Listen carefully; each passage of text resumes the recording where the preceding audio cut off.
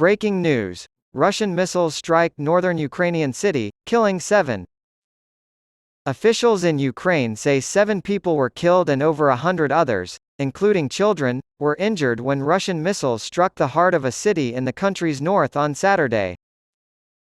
President Volodymyr Zelensky of Ukraine was on his first overseas trip since attending a NATO summit in Lithuania last month when the attack in Chernihiv occurred. Pictures taken at the scene showed a theater with its roof blown off, mangled cars, and bloodied survivors walking among the wreckage. Ukrainian Interior Minister Ihor Klimenko said that a 6-year-old girl was among the dead from the daytime strike, and that 15 children were among the 129 injured.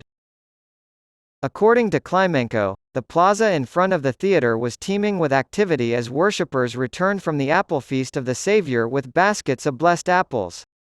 Glass from nearby vehicles and restaurants, as well as pieces of the theater's roof, littered the square after the strike.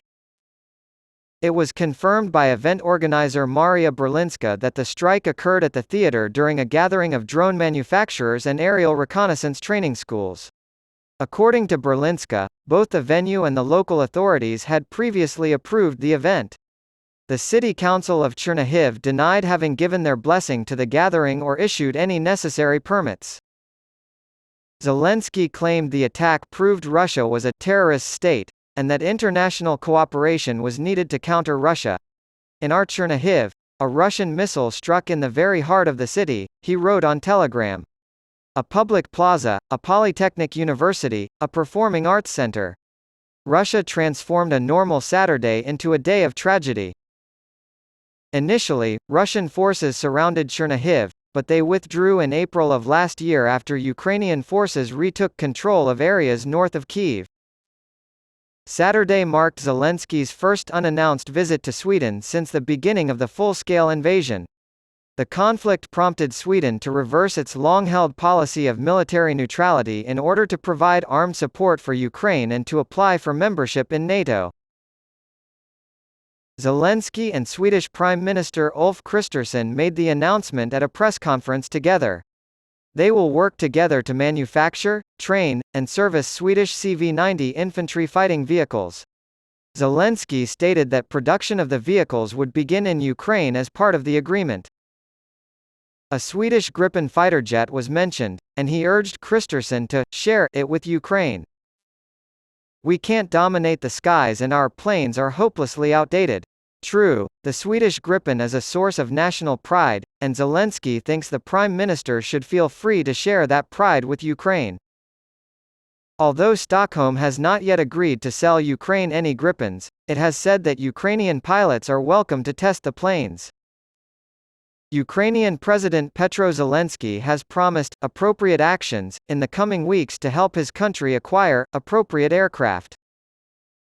Tomorrow and the next day, I will also be in negotiations with a number of other states.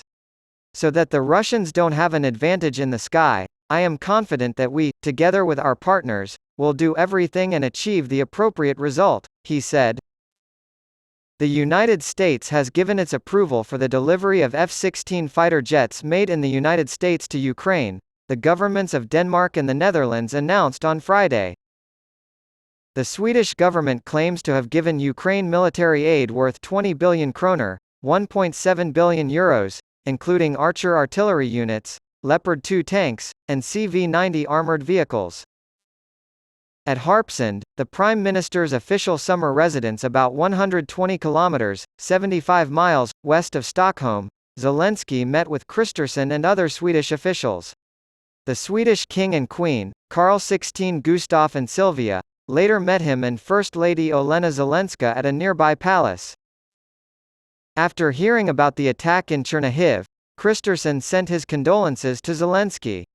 The Russian missile strike was described as an act of brutality that only reinforces the need for us to stand with you in all your struggles. Russian President Vladimir Putin met with senior military leaders in the city of Rostov-on-Don, located in southwestern Russia not far from the border with Ukraine. According to the Kremlin, Putin met with senior military leaders at the headquarters of Russia's Southern Military District to hear updates on the situation in Ukraine from Valery Gerasimov, the commander in charge of Moscow's operations in Ukraine. While the specifics of his visit were kept under wraps, state-run media showed video of Gerasimov greeting Putin and escorting him inside a building. The footage appeared to have been shot at night. The meeting itself took place in private.